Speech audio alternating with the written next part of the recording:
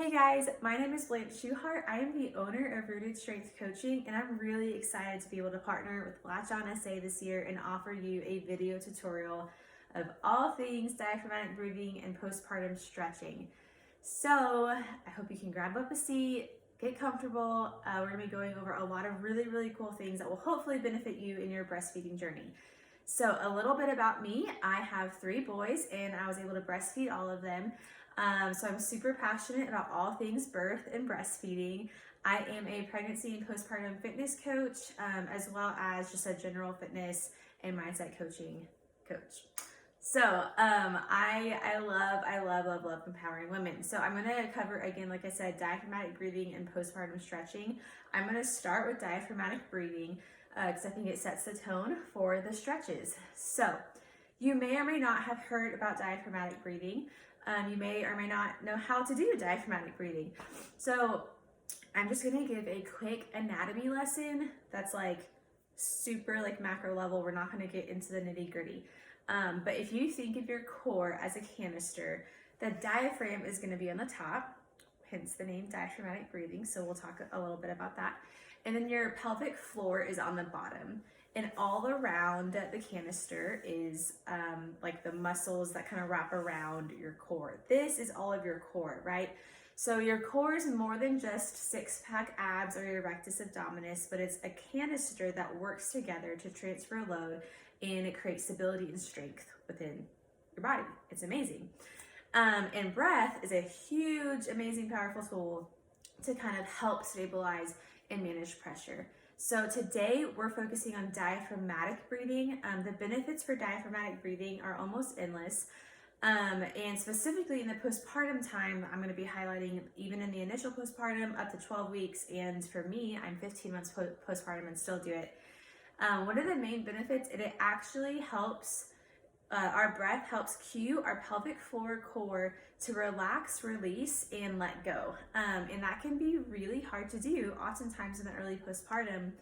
After delivery, post-delivery, there can be a level of trauma that's happened to our core pelvic floor in the sense that a lot happened in a short amount of time, right? So when that baby comes out, that pelvic floor is stretching significantly in a short amount of time. And with our core, a lot changed in a short amount of time. 9 months may seem like a long time, but in reality, we're able to adapt to so much, which is incredible. But postpartum, we want to be able to care for and reconnect and rehab to our body. So enter in diaphragmatic breathing. It helps us let go and release. So just like if someone were to hit you or if you get into a car wreck, there can be a lot of muscles like tensing up, right? In the same way, our pelvic floor and our core can tense up a lot post-birth. So diaphragmatic breathing can help us relax. And also just in the day-to-day motherhood, it can get really stressful. I have 3 boys. It's a party and it's a lot of fun. But sometimes my nervous system by 10 a.m. is like way into fight or flight. And I need to like get back down into the parasympathetic nervous system and breathe diaphragmatically for about 2 minutes so that I don't like lose it at 10 a.m. And so it helps release and relax the muscles. It helps you, it helps with stress management and allow you to kind of like increase, the feel-good hormones and decrease the stress hormones. And so those are just a few benefits with diaphragmatic breathing. So I'm going to go into now just a little bit of how you do it. Now, it is pretty simple. I say that to caveat that it can be difficult to become aware of how you're breathing. And I can just empathize with you if this is you, because I don't know if you're into the Enneagram. I'm an Enneagram 8, but I have learned in the last 2 years that it is very difficult for me to become embodied and to be aware of my body and how I am and what I do. And so what I'm about to share with you is actually things I've really fought for in the last few years. So if it doesn't come second nature, that's okay. We can practice, and that's the beautiful thing about it. And if it does, then awesome, that's great. So when you're breathing, I just want you to actually become aware of your breath. and figure out, okay, like, am I breathing shallow? Am I breathing deep? Am I breathing with my chest? Am I breathing with my abs or my stomach? Am I holding my breath? You know, just figure out your tendencies. And this can be like in this moment, but really carry it out through the whole week and kind of see, how are you breathing? And so just a quick way to kind of get a good grid is put your hands on your chest and your stomach and just take a few deep breaths and see which hand, if any, moves. Sometimes you're not going to have like much movement at all, and that's an indication that you are a shallow breather. And then sometimes your upper hand or your chest is going to be breathing primarily. That means you're a chest breather.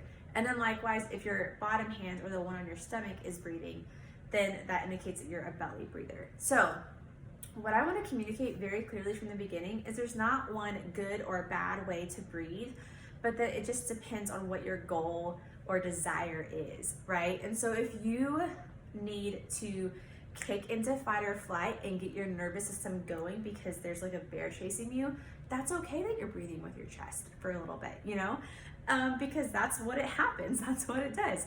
Now, if you are needing to really relax and surrender and take some really good deep breaths, and maybe diaphragmatic breathing is good for you.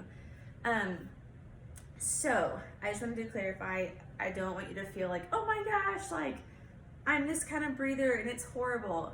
But just know that it depends on what your goal and desire is. Okay, so with all of those things, now we're gonna get into diaphragmatic breathing. So I want you to, again, imagine your, like we mentioned, diaphragm, core, or diaphragm, pelvic floor, and then your core. So your core, the muscles around that wrap around, there's a lot. So I'll just mention a few. There's your transverse abdominis, which is your deep internal. Then there's your internal oblique, external oblique, and then your rectus abdominis, which is that six-pack look that you often see. And then there's the multifidus and then the rectus spinae in the back. So these all wrap around and they're amazing muscles. So those are going to be the muscles that we're kind of focusing on with this breath. So as we breathe in a diaphragmatic breath, your diaphragm lowers and so does your pelvic floor. This happens pretty automatic. You don't have to really focus on it. Sometimes with our pelvic floor though, it can be hypertonic or just more tight than normal. So we want to really practice releasing and lengthening that pelvic floor as we breathe in and using our breath to cue our pelvic floor to release as we breathe in.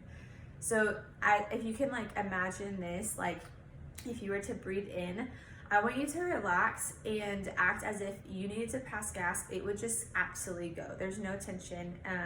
You're not trying to like squeeze that gas in and not try to pass gas, but you would just let it go. That's kind of like the lengthening and the relaxation that we're wanting. You often might need to go to the bathroom before you practice diaphragmatic breathing, also because, again, if you're needing to go to the restroom, there's gonna be some kind of tension that you're holding. So just kind of release and then breathe back in or breathe out and just let it naturally contract. We're not trying to Kegel, we're not trying to overly create tension, but we're just really trying to focus on relaxing that pelvic floor. This may be easy and this may be difficult. Again, it just takes some practice. So as we have started to practice to release that pelvic floor as we breathe in, I want our next step to put on our hands on our chest and our stomach and to see if we could get a good deep breath and allow both hands to rise. So this is what it looks like.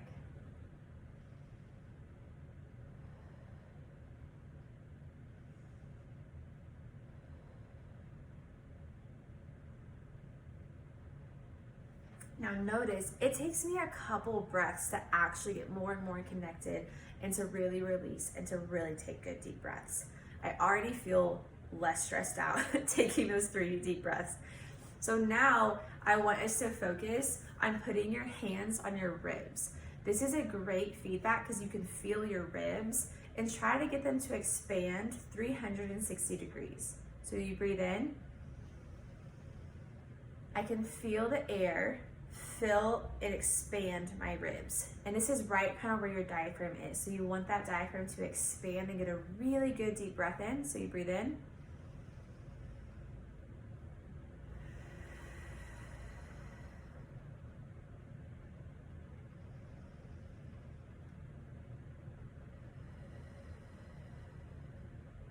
This is great. So you can practice these 3 kind of cues to help you get a really good diaphragmatic breath. Hands on the ribs, 360 expansion. Hands on the chest and the abdomen, and try to get both to rise and fall.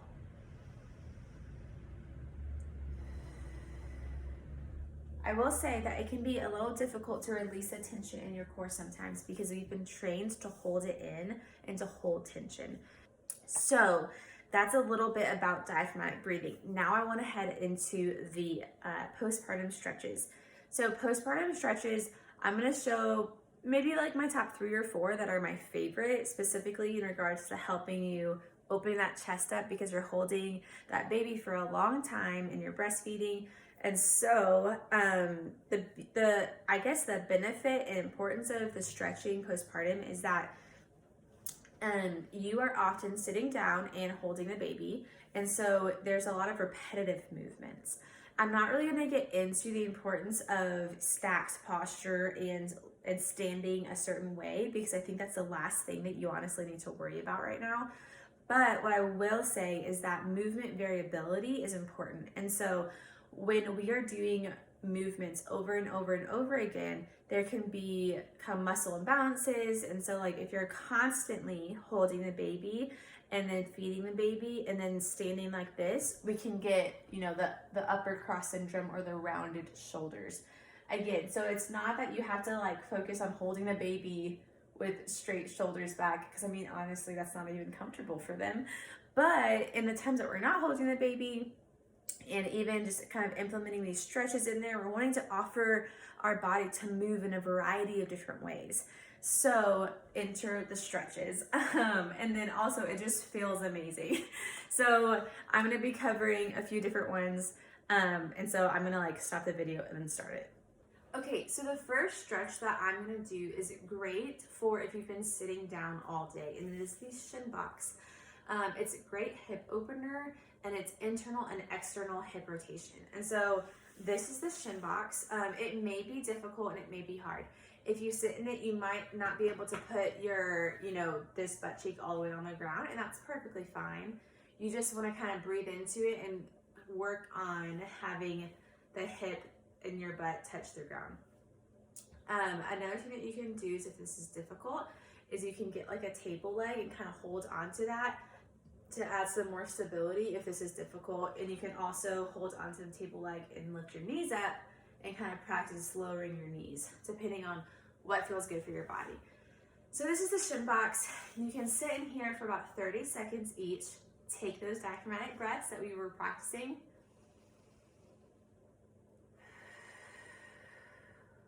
Wonderful. So just try it now wherever you are. Just sit down in that Shin Box. You can pause the video and just take 10 deep breaths. And then you can switch.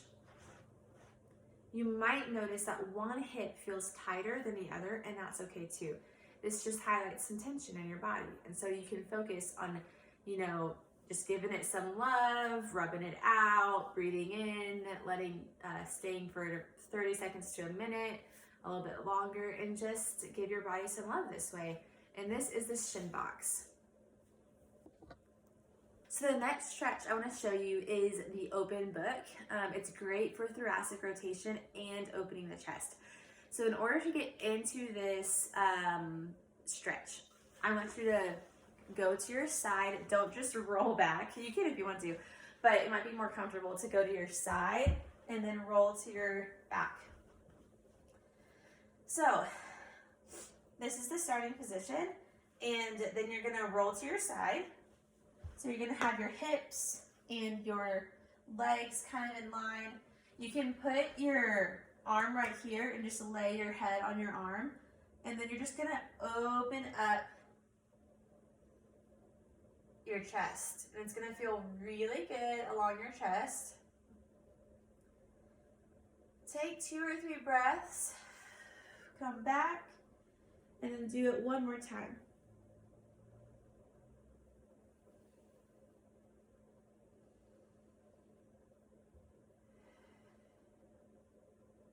Wonderful. And you can do this on both sides. Okay, the last stretch is also just a wonderful one. It's one of my favorites. You're gonna start in the half kneeling position. So this is kind of like if you were doing a lunge at the base of your lunge.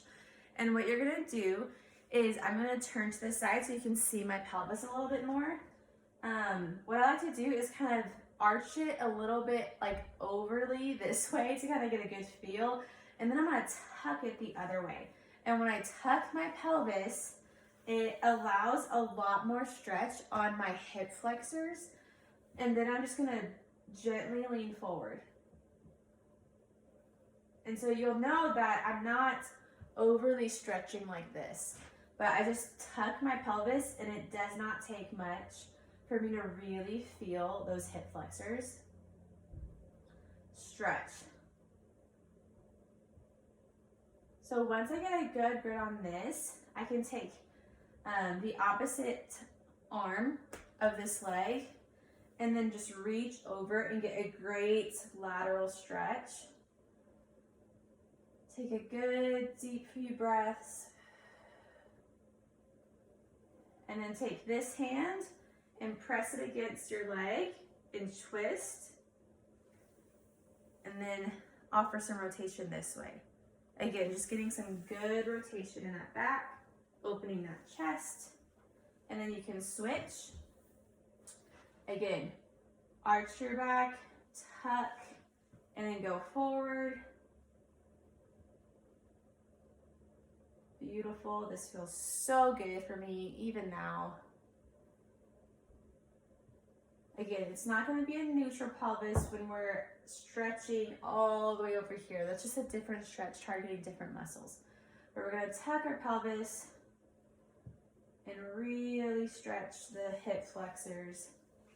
And then take the arm and go across, really stretching the back.